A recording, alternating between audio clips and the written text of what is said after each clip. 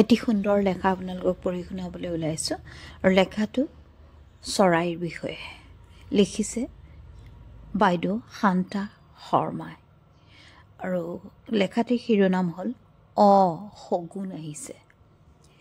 কাউৰী এটাই শুনিছোঁ কা কাকৈ চিঞৰি আছে, তাকে শুনি দেখোঁ পাতি শগুন এটা এটাকৈ আহি আছে। তাৰ মানে শগুন কেইটামান হয়তো আছেগৈ। মৰম লাগিল সিহঁতলৈ। ইহঁত নহ'লে আমাৰ মৰা গৰু ছাগলীবোৰ বাৰু কোনে খাব? ইহঁতেই আমাৰ পৰিৱেশটো পৰিষ্কাৰ কৰি ৰাখিছে, নহ'লে মৰা গৰুৰ গোন্ধত থাকিব নোৱাৰা হ'লহেঁতেন।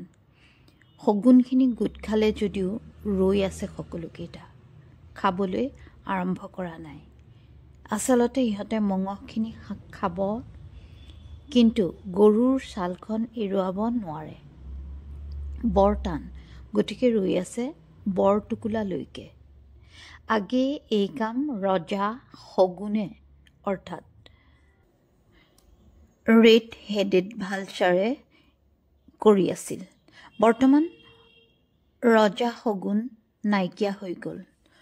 শগুনৰ জাকটোৰ মাজত গহীনকৈ বহি থকা ৰঙা মূৰৰ শগুনেই হ'ল ৰজা শগুন। কিন্তু এই ৰজা শগুনৰ সংখ্যা খুব কম।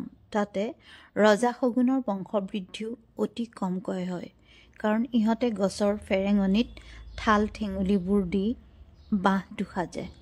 তাতেই গোল গোল দুটাকৈ কণী পাৰে।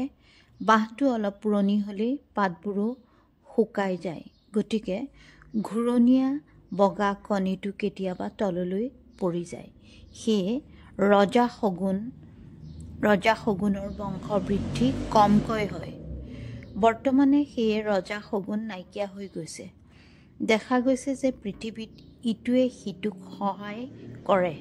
ৰজা শগুন নোহোৱা হোৱাত বৰটোকোলাই এই কামত সহায় কৰে। বৰটোকোলাই ছালখন এৰুৱাই দি নীৰৱে বহি থাকে, কাৰণ বৰটোকোলাই ঠোঁটেৰে মঙহ এৰুৱাই খাব নোৱাৰে। সিহঁতৰ মাজতো বুজাবুজি আছে, গতিকে শগুনখিনিয়ে খৰখেদাকৈ মঙহ খায়। তাৰে এটা শগুনে পেট ভৰাই খাই বৰটোকোলাৰ কাষলৈ আহে। বৰটোকোলাই তাৰ ঠোঁটেৰে সেই শগুনটোৰ পেটত হেঁচি দিয়ে। লগে লগে শগুনটোৰ মুখেৰে খোৱা মঙহখিনি ওলাই আহে। বৰটোকোলাই তেতিয়া সেই মঙহখিনি খাই পেলায়। এনেকৈ ইহঁতে ইটোৱে সিটোক সহায় কৰে। কিন্তু আমাৰ মানুহবোৰ বেয়া। আজি অপ্ৰিয় সত্য কথা ক'বই লাগিব।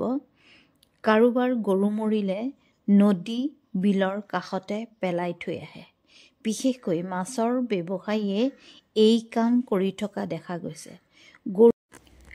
গৰুৰ মঙহৰ আশাত শগুন গোট খাই যায়। সেয়ে সকলো খায় বুলি ভয় কৰি গৰুটোৰ ওপৰত দৰব দি থয়। ইফালে মঙহ খোৱাৰ আশাত গোন্ধ পাই বৰালি, নিচা আদি কিছুমান মাছ ভৰি যায়। মাছ বেপাৰীৰ সেই মাছ বিক্ৰী কৰি অনেক উপাৰ্জন হয়। আনহাতে নিৰীহ শগুনকেইটাই এই মঙহ খাই মৃত্যুমুখত পৰে। এনে পদ্ধতিৰ মাছ ধৰাটো ঠায়ে ঠায়ে বেছি হৈ যোৱাত শগুনৰ সংখ্যা প্ৰায় নাইকিয়া হৈ গৈছে বুলি ক'ব পাৰি। নিষ্ঠুৰ মাছ বেপাৰীৰ বাবেই আমাৰ উপকাৰী শগুনখিনি নাইকিয়া হৈ পৰিছে। ফৰেষ্টৰ বিট অফিচাৰবিলাকো সেই ঠাইৰ পৰা বেছি দূৰৈত নহয়। পৰিৱেশ দূষিত হোৱাৰ ক্ষেত্ৰত আজি অনেক লোকেই জগৰীয়া হ'ব। ধন্যবাদ। শগুন আহিছে, এই লেখাটো পঢ়ি মোৰ বৰ ভাল লাগিছে আৰু ভাল লগা বস্তু এটা বিলাই দি মোৰ বৰ ভাল লাগে। যদিও মোৰ চেনেলটো সিমান এটা গ্ৰ' হোৱা নাই বা খুবেই কম ছাবস্ক্ৰাইবাৰ, কিন্তু হ'লেও এদিন হ'ব, কেতিয়াবা কোনোবাই কিবা এটা লাগে প্ৰসংগত চাব, সেইটো মোৰ বেছি চিন্তা নহয়। কিন্তু ভাল বস্তু এটা পালে আগবঢ়াই ভাল পাওঁ। আৰু শগুনৰ বিষয়টো সদায় পেপাৰত মাজে মধ্যে পায়েই থাকোঁ, পঢ়ি থাকোঁ।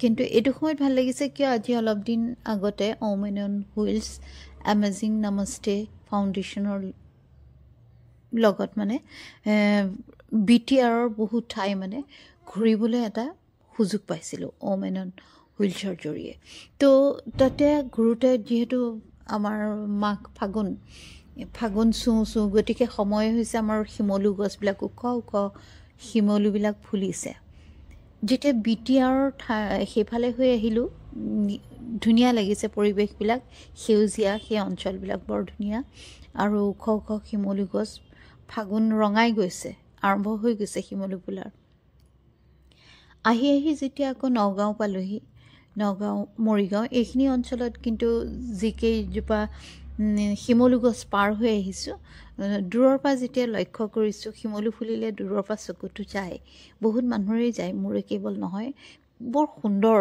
মানে অসমৰ প্ৰকৃতি ৰাজ্যখন আচলতে খুব মোহনীয় বৰ সুন্দৰ বেলেগ বেলেগ ঋতুত বেলেগ বেলেগ ফুল ফুলে অকল কেৱল যে ফাগুনত শিমলু সেইটো বুলি নহয় গতিকে প্ৰকৃতি ভাল পোৱা মানুহৰ চকুটো সততে যায় ফুলি থকা গছ এজোপাৰ বা ভৰি থকা ফল ভৰি থকা বা সেউজীয়া পাতৰ গছ হ'লে পাহাৰলৈ নদীলৈ যাবই যি নহওক তেতিয়া দেখিলোঁ যে এই নগাঁও বা মৰিগাঁও অঞ্চলৰ যিখিনি শিমলু গছ তাত দেখিলোঁ একদম ওপৰত বৰটোকোলাৰ বাঁহ মানে বহুতকেইটা বৰটোকোলা বহুতকেইজোপা গছ দেখিলোঁ তেনেকৈ খুব বেছিও নহয় কমি আহিছে গছবিলাক কিন্তু তাতে বৰটোকোলা একদম ওপৰৰ ফেৰেঙনিত বৰটোকোলা আছে কোনোবাজোপা গছত চাগে 5টামান বৰটোকোলা দেখিছোঁ দেখি মানে বহুত কিবা সাংঘাতিক কিবা এটা দেখা যেন লাগিলে আৰু লগতে ঘৰত আহি এইটো পঢ়িছোঁ এই যে বৰটোকোলা আৰু শগুনৰ মানে এই যিটো সম্পৰ্ক